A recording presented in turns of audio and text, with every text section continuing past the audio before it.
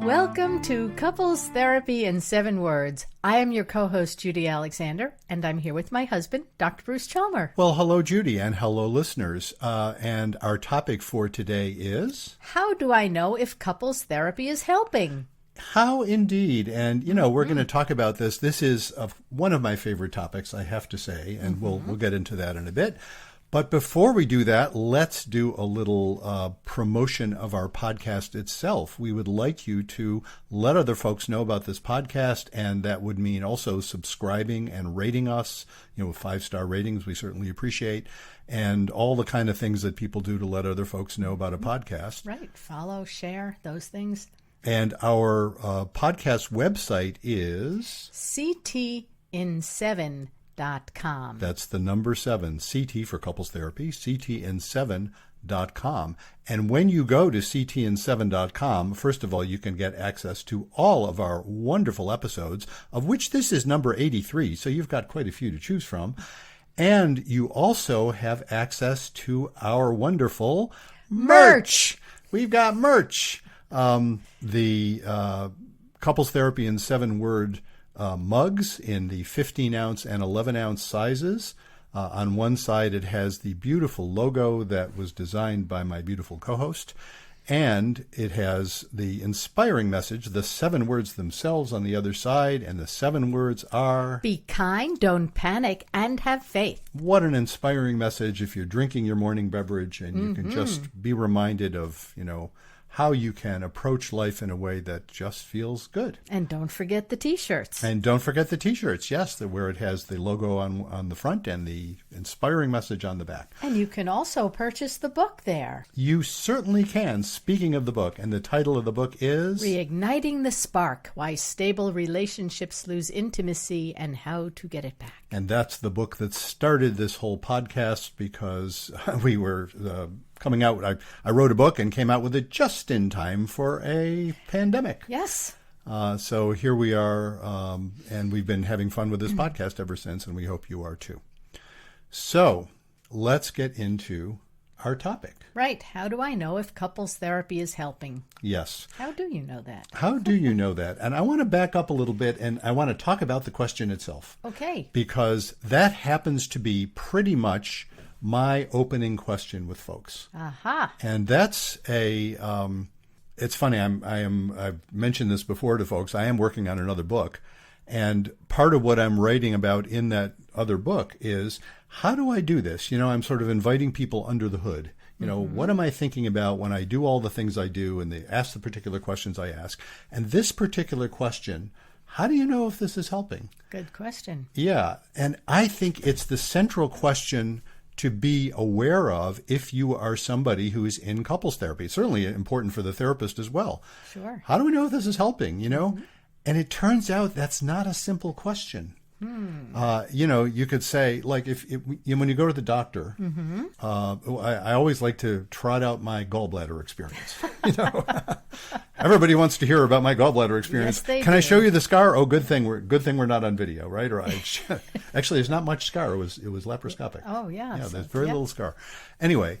No, the point being, when I had a problem that was obviously causing me great distress, I was having these attacks that they couldn't figure out what it was. They ruled out heart attack, and this is a while ago. I was in my late 40s, and I went to finally. I think it was a physician assistant who finally figured out, kind of put 2 and 2 together and said, "Aha, we need to do an ultrasound to see if you've got gallstones." And lo and behold, they did, and lo and behold, a skilled surgeon went in there and took out those suckers, and I've been better ever since. Oh, good. And we're talking, 25, 30 years, whatever it is.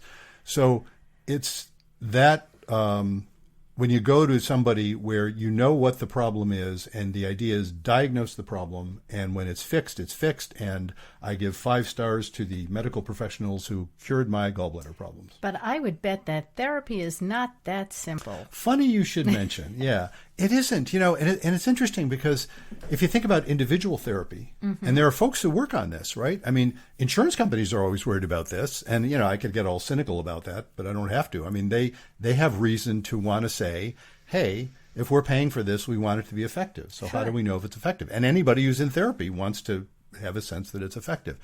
Well, if I'm an individual and I go to individual therapy, I want to feel better, whatever feel better means to me. And I can sort of evaluate that. And the therapist I'm working with, one hopes, is really open to evaluating that as well. You work together on that. And if it's working, great. And if it isn't, you try something else.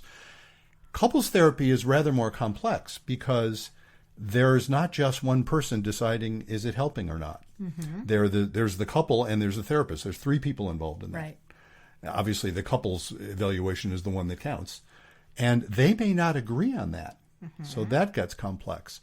And then there's the whole issue of, it's hard to tell sometimes if what's going on in the session actually ends up resulting in things getting better. It's really difficult to know, because sometimes I've had this experience. It's funny, as I'm thinking about it, this can happen in individual therapy too, where we have a session and it's clearly really painful or difficult or uncomfortable, or one or both parties get angry or hurt or whatever they get. And yet, sometimes that experience turns out to be a turning point in a positive direction. Not always. Sometimes it just means, they realize they're working with the wrong therapist, But sometimes it means, that's a turning point. And you can't always tell while it's going on. So that just makes it very complex to figure out, how do I know if it's helping? And yet, going back to what I started with, it's a crucial question. And if you think about it, at the end of any session, you have to, if you're the couple in therapy, at the end of any session, what are you going to decide? Yeah. Well, think about that. What decision do you make at the end of any given session? A simple decision. Are we coming back? Are we coming back? Yeah, it's that simple. The happiest occasions are when people say, you know what, we're feeling so much better, we don't need to come back. We'll let you know if we do. Well, that's delightful. That does happen. Yeah. But if they're clearly not done, they have to decide, well, shall we come back? And the only reason to come back would be if they think maybe it'll help, or it seems to be helping, or maybe there's some hope it'll help. And that's a decision a couple has to make every single time. And I will say, this is one of my shticks. I got shticks. You got shtick? Like a bad Borscht Belt comic, I got shticks. And one of my shticks is, I do not routinely ask people, when would you like to come back? I routinely ask people, would you like to come back? And if they say yes, then I say, well, about how long from now do you think? I don't assume. So you don't those. have like every weekly thing set up with all your, so it's like Monday at 10 is, Don and Juanita's time, and like you've got them going for the rest of the year. That's not how you work? That is not how I work. And I say this with great respect for people who do work that way. It is a scheduling, I won't call it a nightmare, because I've been doing it for years. It renders my scheduling way more complex. Not only do I not assign weekly sessions, fixed time slots, and the reason I don't do that is because I don't assume everybody wants to come or should come weekly, or any particular interval. Moreover, I have variable length sessions that I have to know in advance when I set up the session, but I have to leave room in my schedule for longer or shorter sessions. So my schedule is always kind of mixed up anyway. Occasionally, I will schedule a few weekly or fixed time slots for folks, but usually not. Is that typical, or I don't know? You mean of other people? Of other therapists? Without doing research on that, I don't know how typical. I do know lots of folks who do not do it that way. Certainly, individual therapists tend to assign weekly slots. Right, because friends of mine will say, "Well, I've got my weekly therapy at Wednesday at 11 type of thing." Exactly. So. Yeah, and I totally respect that. Again, just if for no other reason than logistically, it's far less complex that way. But I don't do it that way because I want to make it clear to people. That's why my opening question is, how will you know if this is helping? That's what I ask people. I want to focus right from the get-go.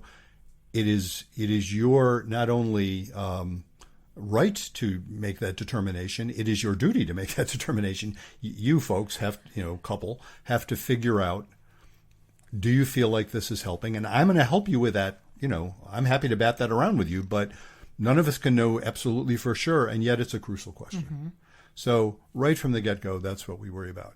Now, I want to mention, I mentioned already, when I go to the doctor, what I want from my doctor, the doctor is a subject matter expert. Do you know what I mean? I go to the doctor because the doctor is the expert on gallbladders, you know, or you're having this kind of pain, let's figure out what it is, you know. And so what I want from my doctor is advice. Right. And when I go to a physical therapist, they'll say, hey, do these exercises and that will help your shoulder feel better. Right. You know, that's expert advice. That is what I am seeking. When you go to a therapist, and this is where I think, again, this is a shtick for me. It's a thing, you know. There are lots of therapists who feel like what they are offering is expertise on how to be a couple. And okay, if you want that, great. I tend to be highly skeptical of people offering expertise on how to be a couple, because if I start claiming I know better than the couple themselves how they should live their lives, I think, first of all, I think it's arrogant, with all due respect to folks who operate otherwise. And I think it's not only arrogant, it tends to be inaccurate. And bad things can happen. I hear the horror stories. Yeah, maybe horror stories is too strong a word. I hear the pain stories of people who've been to folks who gave them advice. Well, this is what you ought to do. And it not only didn't help, it made things worse. Yeah. And you know, not everything fits for every couple either. So if you're a therapist and you're saying, well, this is what you need to do, and you're telling that to every couple, yeah, I'm sure you're going to come across somewhere, you know, that works, but you're going to come across many where it says that doesn't work for us. Yeah, one size does not fit all. So I don't claim to offer expertise in how to be a couple. That is simply not what I offer. But I'm not shying away from expertise. I do offer expertise in how to have conversations that will facilitate you figuring that out yourself. And that's not a small thing. That turns out to involve a whole lot of thought and planning and expertise, you know, that I've developed over the years, and training and all that stuff. You know, that's not trivial. That's important stuff. But I do not offer advice particularly. Even I don't people say ask for it. People do ask for it, and what do you tell them? What I tend to say is, look, I can give you ideas. I don't know if they're going to work for you or not. Yeah. You try them on for size and see what you think. So I'm happy to offer ideas. You know, it's funny. Early on in my practice, I would get, this is when I was doing both a lot of individual and also couples therapy. And I would get back in the day of phone calls. Remember phone calls? I remember. Yeah, remember I those just things? had one this morning. Well, a phone call. They actually do happen, yeah. So people would, you know, this is before anybody would set up a session via email. So people would call me on the phone, and I would get these calls where people would say, do you talk? And I would say, huh? We're talking on the phone. Clearly I talk, you know. And I figured out, it took me a few of those calls to figure out what they meant. Can you guess? Or maybe I've said this to you before. Are you one of those therapists where they lie on the couch, do all the talking, and you every now and then go, uh-huh? Yeah, or that's tell exactly. me about that dream. Yeah, exactly. That is precisely what they were asking. Yeah. Do you actually say stuff, or do you just sit there and say, uh-huh? And I assured them, as you can kind of tell from my blabbermouth ways, I am not a sit there and just say, sort of person. I am happy to offer ideas, different spins, you know, have you considered, you know, this? I mean, interesting ideas, but I am at pains to only do so in a collaborative fashion, not in a prescriptive fashion. Yeah. So I'm not offering advice, I'm offering ideas. And I think that is not just semantics. That is a whole different attitude toward the work. And you know, it's funny when folks, when Judy and I are watching something on TV where it's showing a therapist, you know, oh my God. Yet another way I so appreciate my wife and co-host here, who is so, what's the word? You show such forbearance in dealing with me because I ruin everything, you know. I'm sitting there saying, I wouldn't say that, or, you know, that's what I do. But a lot of times the stuff I wouldn't say. We just saw one last night, I think. Yes, we did. A therapist saying, this is what you should do to a couple, you know. And I'm groaning and I'm thinking, oh my God, you know, don't tell them what to do, you know. Anyway, that is, I think, highly relevant to the whole issue of, you know, how do you know if it's helping? That's up to the couple to figure out, and in everything I do, I want to make it clear that they have that right and they have that duty. They have that responsibility. So, you know, what I'm offering is not so much advice, I'm offering facilitation. That's really what that's all about. should we get into our listener letter? Because we have a listener letter that's right on point here. Yes, we do. So we have a letter from Shelby, and she writes, Dear Bruce and Judy, my husband Drew and I have been having trouble in our marriage for a long time. We've been married for 10 years and have 2 children, ages 7 and 4. We've been going to couples therapy on and off pretty much since we got married. So that's almost 10 years, right? Yep. We went through a lot of therapists over the years, mostly because one of us has not liked the approach of the therapists. We went through the ones that say, how does that make you feel? Now, Drew, tell Shelby how you feel. Then there were the ones who made us do exercises, like writing down something the other one did that made us feel good, and read it to each other at the end of the day. I felt we were given things to do rather than being listened to as a couple. I think we finally found someone who has a different approach and is listening to us and not handing us a formula for improvement.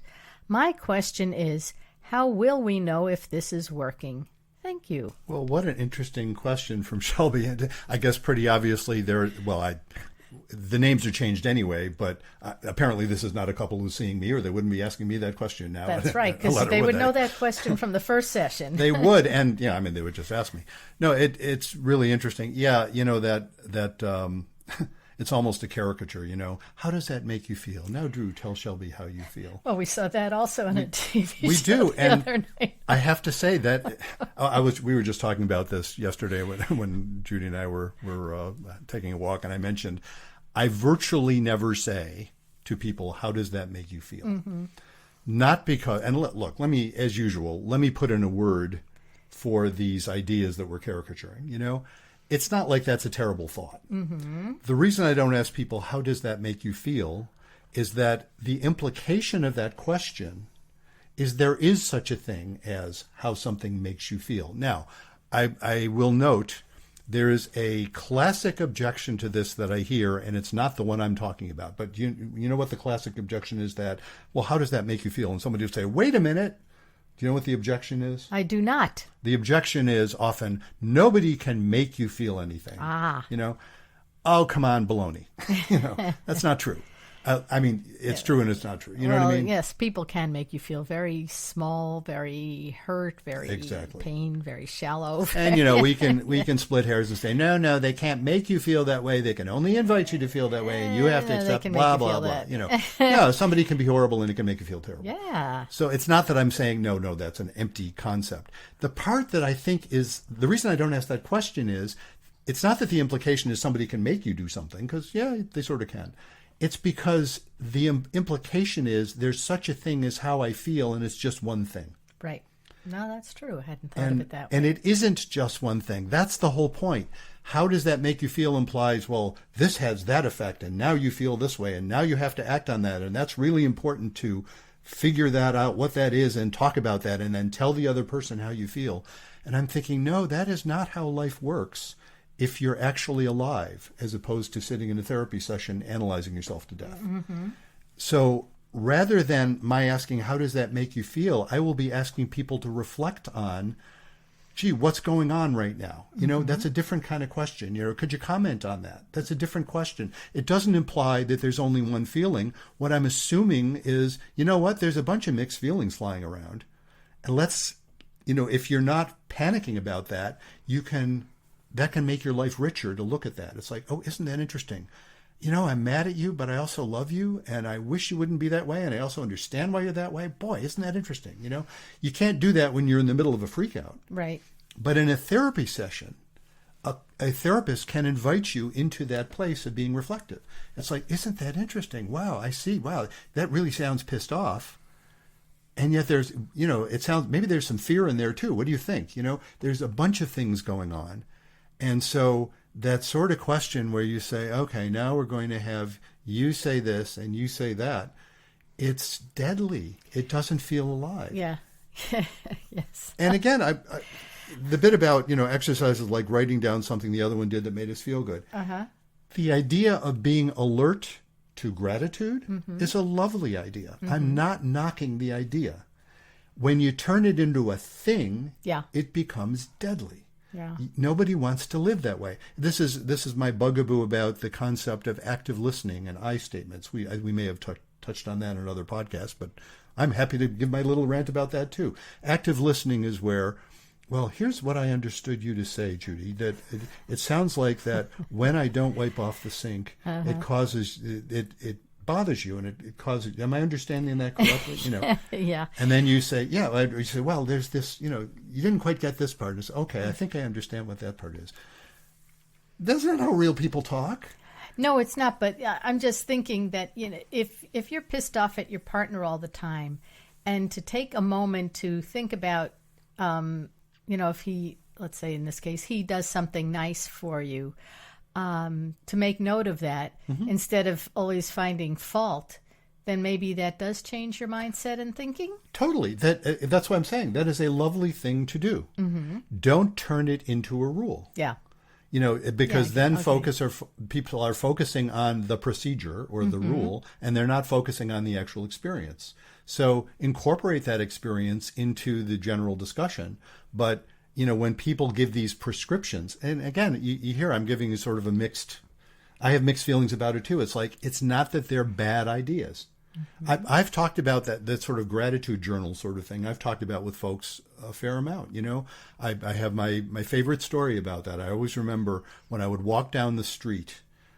Used to be I would go to this deli for lunch from the office where my office used to be, and I would walk down the street, and there were cars that had to pull out across the sidewalk to see traffic coming. So about a third of the time, seems to me, if I was walking down the street, there would be a car blocking the way, and about half of those times, they would back up and smile at me to indicate they saw me. And every time that happened, it lifted my heart. That was the right thing for them to do. That's what they're supposed to do. But, they didn't have to do it, and they did it. And they did it with a sense of, let me do something courteous for the pedestrian. And I would show up at the deli, and I would be smiling, or I would have this sense, and it would spill over onto the person at the deli who already knew what I was going to order. It was just spreading good karma. Yeah.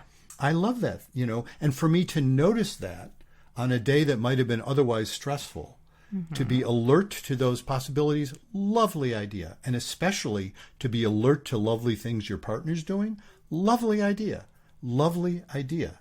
Don't turn it into a thing, because then it turns into a dreary ritual. And it's not that all rituals are bad either. It's just that if you make a big deal of the ritual, if that's what you're going to get out of couples therapy, you're missing the point. What you need to get out of couples therapy is broadening your perspective, not narrowing it down to certain rituals that you're not going to keep implementing because nobody lives that way. Right. Yeah, that's true. That's the thing, sit there doing homework all day long. Yeah, exactly. Where did I put that journal? Yeah.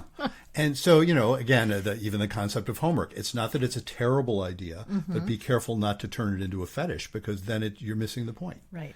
So a lot of this, and it's so interesting because apparently Shelby and Drew didn't like those sorts of approaches. And it's interesting what she says here, because she says, I think we finally found someone who has a different approach, is listening to us and not handing us a formula. Yeah.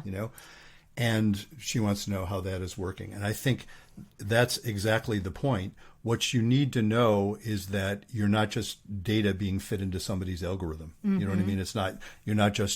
Somebody's not just following a manual with you.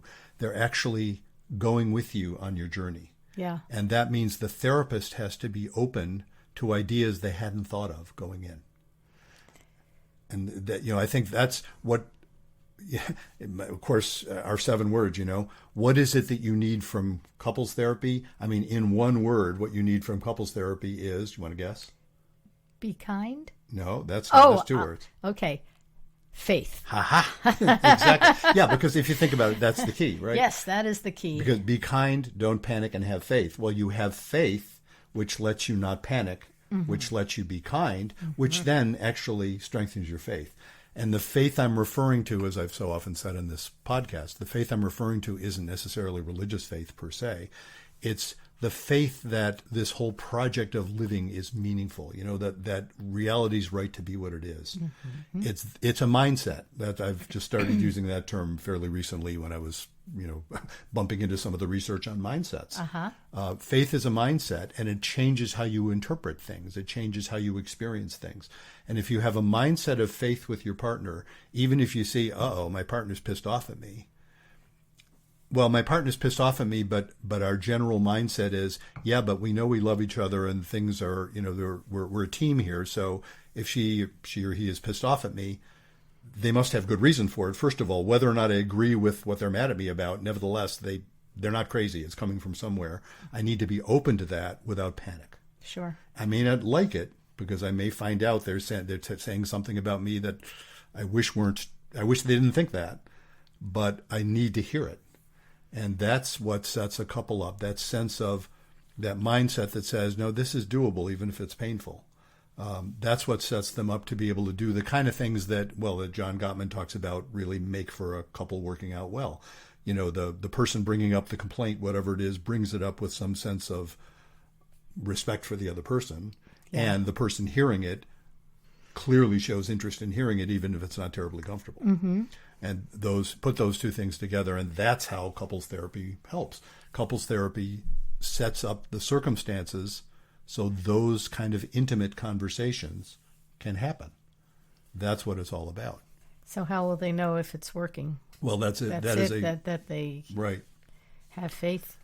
And so, but beyond having faith, exactly. How will they know if it's working? Right. And so here, let me lay out why that's a difficult, yet crucial question. And yet, why it's difficult. I'm not going to claim there's a right, easy because here's a answer. couple. They've been together 10 years. They've been having problems. It sounds like for their entire relationship. So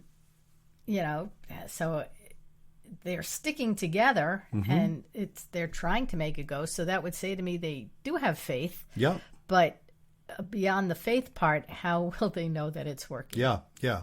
Well, as I say, the first thing I want to note is that is not a simple question, right? I don't have a glib answer for it, mm-hmm. Because, and let me list a bunch of things that probably won't help you make that determination. And I want to broaden the question a little because this is also related to how do you find a therapist in the first place?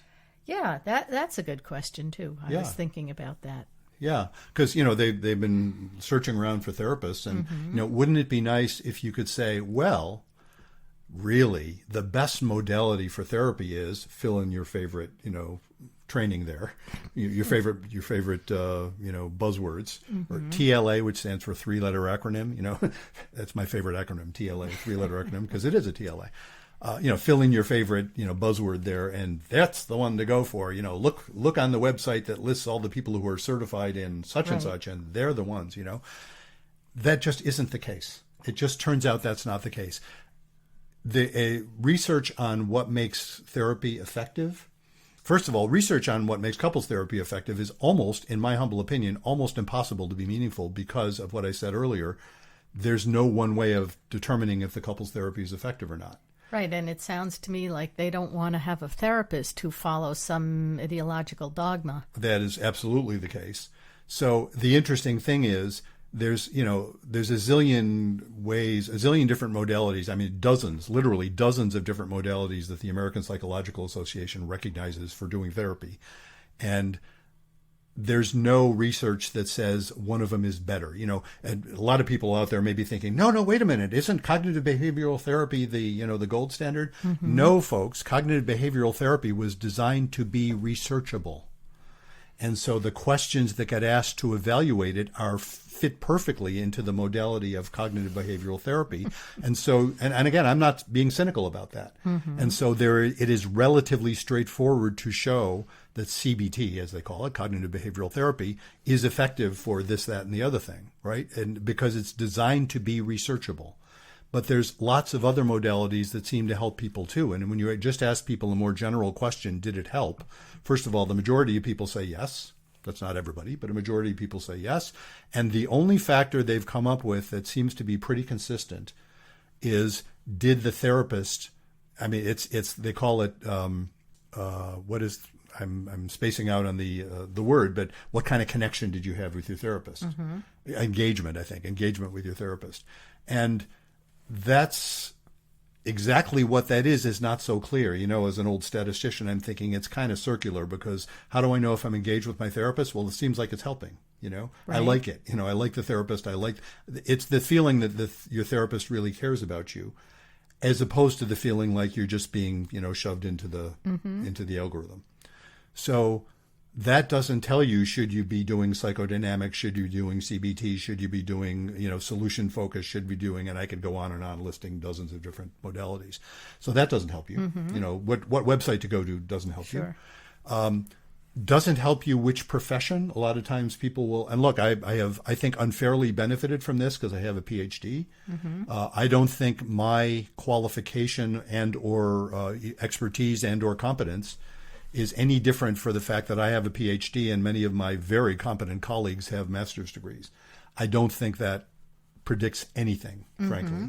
And so folks who, kind of go for that as a guideline, as I say, I think I unfairly benefit from it, but because I have a PhD, but that doesn't predict anything. So what are you supposed to do? There's no, what I'm claiming is, well, the one thing that you really look for is this sense of faith, and there's no certification for that. Yeah. There's no way to know. So the short answer is, how do you find a therapist? You shop around, or you get recommendations or whatever. If there's people who've gone to the person and said, wow, they really helped, well, that's a good start. Try that. But then you just have to try it, and you have to be on the lookout yourself for some sign that it feels like it's helping. And I think early on, the best way to feel that, it isn't even, do I feel better after the session, frankly, because early on, sometimes you don't feel better after the session. You've kind of turned over a rock, and it's not pretty. Yeah. It's like, ooh, no wonder we're having problems. This is really painful. Yeah. Could feel worse after It the could session.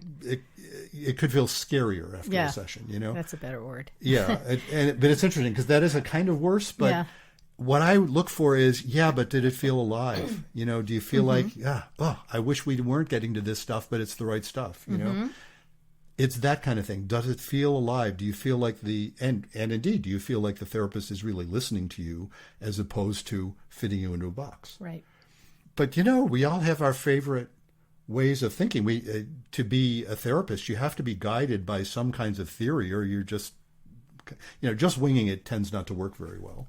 So we're all going to have our favorite shticks, Right. and we're all going to be thinking in those terms, at least initially, and you kind of have to deal with that. So I feel like I'm giving a very therapist-like answer.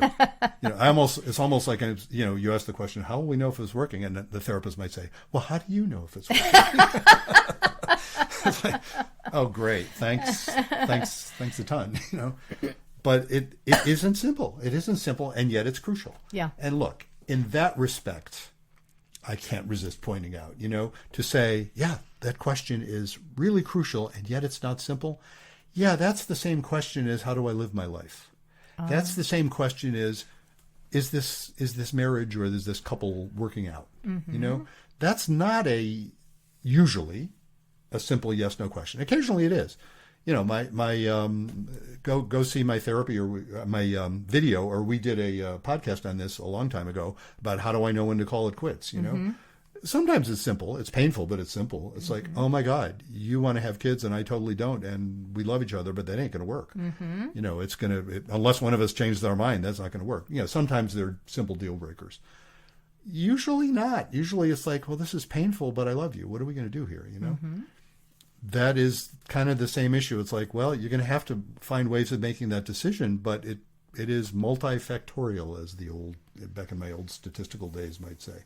It's not a single dimension, there's a lot of ways of viewing it. So, I always feel when I say that to folks, on some level, I'm feeling like, I'm kind of evading your question, aren't I? But I'm not evading the question. I'm saying, unfortunately, there isn't a simple answer to a question.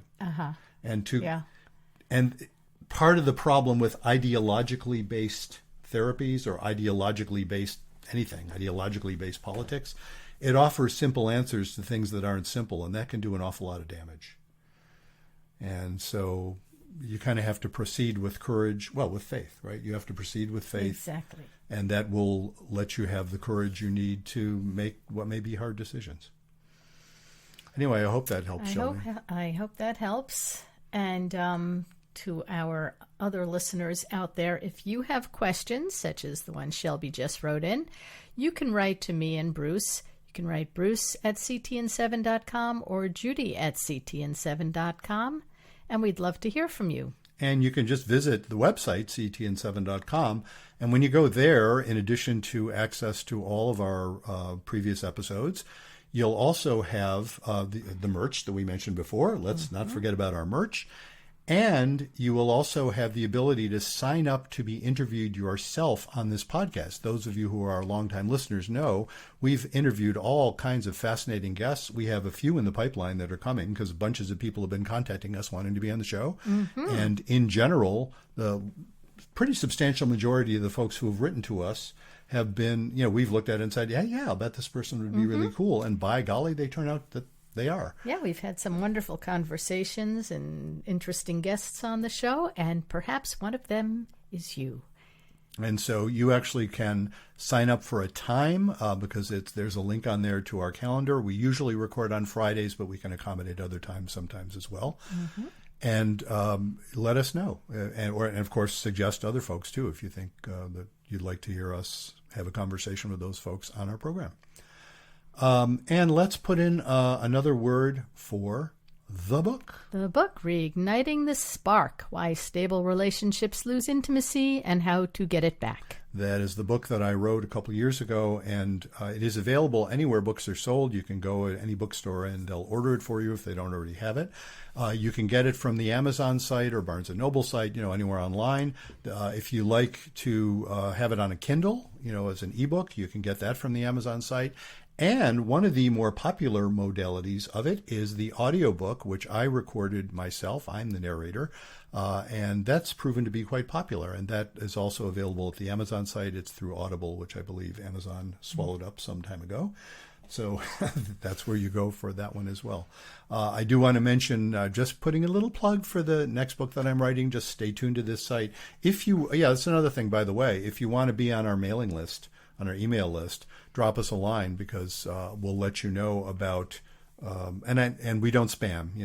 We send out very few of these things in a given year, but I will let folks know when the next book is available, and we'll announce that, and you'll be one of the first to find out. And so until next time, remember, be kind, don't panic, and have faith.